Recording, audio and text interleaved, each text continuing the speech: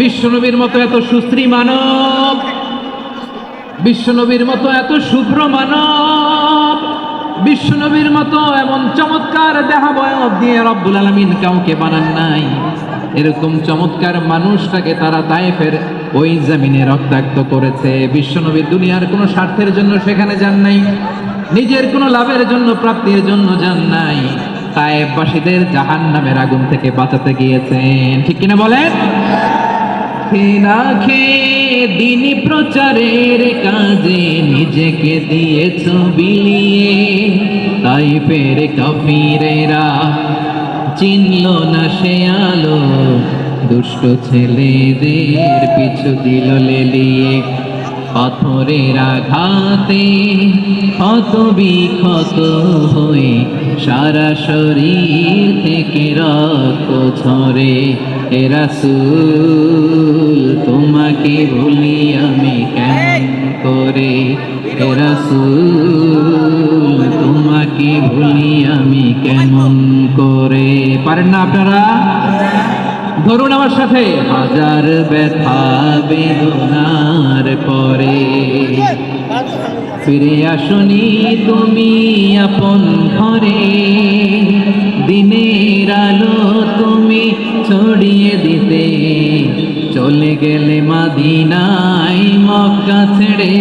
হে রাসূল তোমাকে ভুলি আমি কেমন করে, হে রাসূল তোমাকে ভুলি আমি কেমন করে। ঠিক কিনা বলে? বিশ্বনবীর বয়স তখন প্রায় 51 বছর। কত বছর? বিশ্বনবীর সবচেয়ে কাছের মানুষ খাদিজা রাদিয়াল্লাহু তাআলা আনহা ইন্তেকাল করেছেন।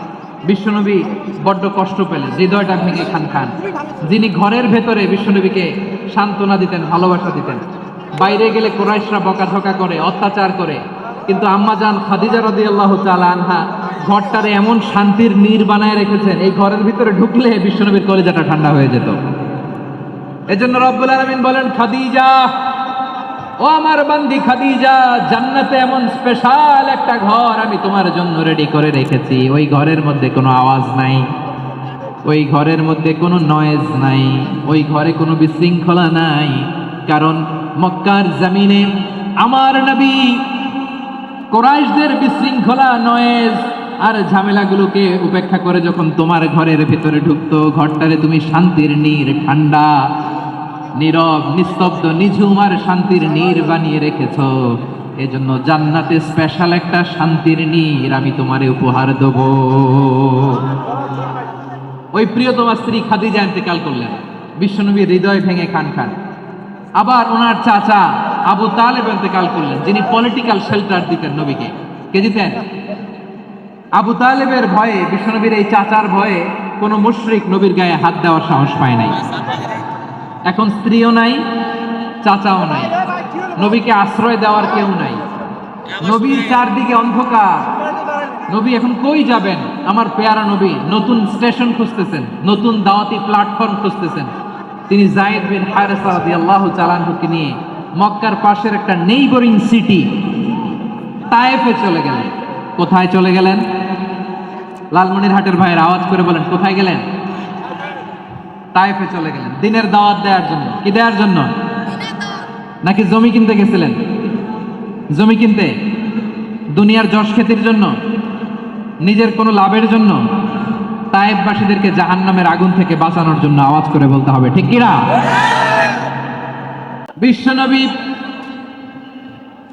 বিশাল মরুপথ, পাহাড়ি পথ পাড়ি দিয়ে তায়েফের মরুজমিনে গেলেন কোরআনের দাওয়াত নিয়ে, ইমানের দাওয়াত নিয়ে। কিন্তু তায়েফের লোকেরা বিশ্বনবীর দাওয়াতকে শুধু প্রত্যাখ্যান করেই থামে নাই, তারা বিশ্বনবীর সাথে অত্যন্ত খারাপ আচরণ করেছে। বিশ্বনবীকে শারীরিকভাবে হেনস্থা করেছে, আমার নবীকে শারীরিকভাবে অত্যাচার করেছে, আমার পেয়ারা নবীর গায়ে পাথর মেরেছে, বিশ্বনবীর গা বেয়ে ঝরঝর করে রক্ত ঝরেছে, নবী জামিনের মধ্যে লুটিয়ে পড়েছেন, আবার মেরেছে, আবার নবী হাঁটতে শুরু করলেন, পেছন থেকে আবার মেরেছে, আবার নবী রক্তাক্ত হয়ে জামিনের মধ্যে লুটিয়ে পড়লেন, আবার মেরেছে। প্রিয় ভাইরা, তায়েফের ছেলেরা নবীকে রক্তাক্ত করলেন। আমার নবী কই যাবে? কই যাবে? মক্কায় জায়গা নাই, তায়েফে জায়গা নাই। তায়েফ থেকে ভারাক্রান্ত মন নিয়ে আমার নবী মক্কায় ফিরে আসলেন। বিশ্বনবী মক্কায় ঢুকতে পারেন না।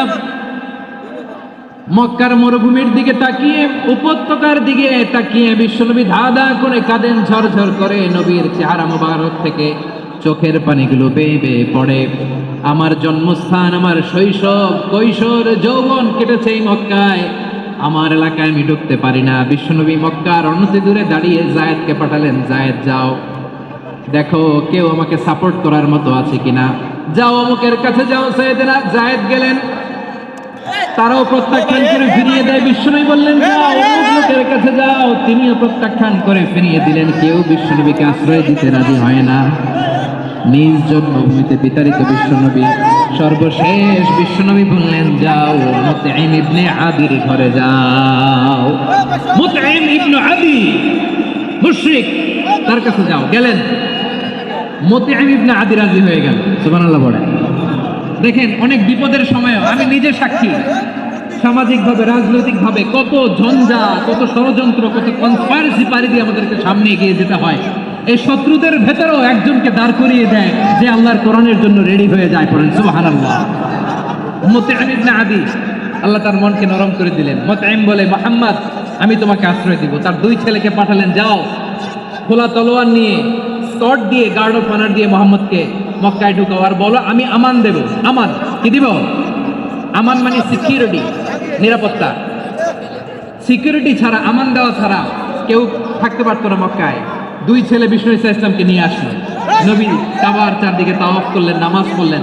আবু জাহেল, উতবা, সাইবা, ওয়ালিদ ইবনে মুগীরা সবাই দেখে, কেউ কিছু করতে পারে না। কারণ মুতঈম ইবনে আদি ঘোষণা দিয়েছেন আমি মুহাম্মদকে আমান দিয়েছি, মুহাম্মদের গায়ে যেন কেউ স্পর্শ না করে। আওয়াজ করে পড়েন সুবহানাল্লাহ। নবীর এই বিপদকালে মুহূর্তে মুতঈমের হৃদয়টারে নরম করে দিল কে? আচ্ছা লালমনির হাটের ভাইয়েরা বলেন, এই মুতঈম কি মুসলিম ছিল না মুশরিক? সবাই বলতে হবে মুসলিম না মুশরিক। তাহলে মুশরিকের কাছ থেকে নবী পলিটিক্যাল অ্যাসাইলাম, আধুনিক রাষ্ট্রবিজ্ঞানের ভাষায় পলিটিক্যাল অ্যাসাইলাম, যেটাকে বলে রাজনৈতিক আশ্রয়, উনার আমান বা নিরাপত্তার এই ঘোষণায় তিনি মক্কায় ঢুকলেন। যতদিন নিরাপত্তা ছিল ছিলেন। মুতঈম যখন মারা গেল বিষ্ণু ইসলাম হিজরত করে মদিনায় চলে গেলেন। সুবহানাল্লাহ। কিন্তু মুতঈম যে বিশ্বনবীর উপকার করছে এটা বিশ্বনবী ভুলে নাই।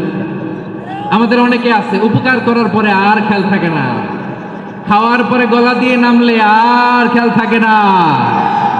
এরকম আছে না নাই? আমার নবী ভুলে নাই। বদরের প্রান্তরে 70 জন কাফেরকে যখন বন্দী করে বিশ্বনবীর সামনে হাঁটু গেড়ে দাঁড় করানো হলো, বসানো হলো। 70 জন কাফের। কয়জন?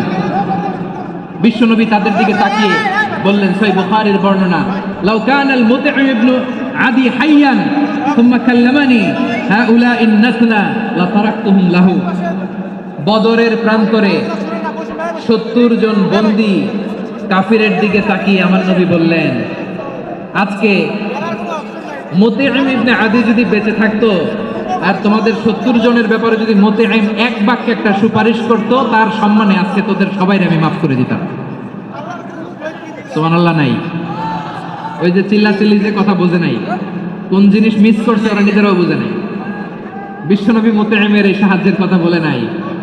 70 জন মুশরিক হাঁটু গেড়ে বসা, নবী চাইলে এখনই এক্সিকিউশন অর্ডার দিতে পারে।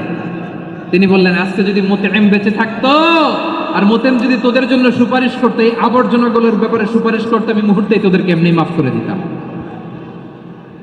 এবার বলেন ইসলাম কি ন্যারো মাইন্ডেড না ব্রড মাইন্ডেড? শুধু তাই নয়, যাকে যে সম্মান দেয়ার আমার নবী দিতেন, হোক আস্তিক হোক নাস্তিক, হোক মুসলিম হোক অমুসলিম। বিষ্ণু ইসলাম যখন রোমান সম্রাটের কাছে চিঠি লিখেছেন, আমার প্রিয় লালমনির হাটের ভাইরা অল্প কয়েক মিনিট কয়েকটা জরুরি কথা বলবো, এদিকে তাকান, এদিকে তাকান। রোমান সম্রাটের কাছে বিশ্বনবী যখন চিঠি লিখলেন মিন মুহাম্মদ রাসূলিল্লাহ ইলা হিরাকলা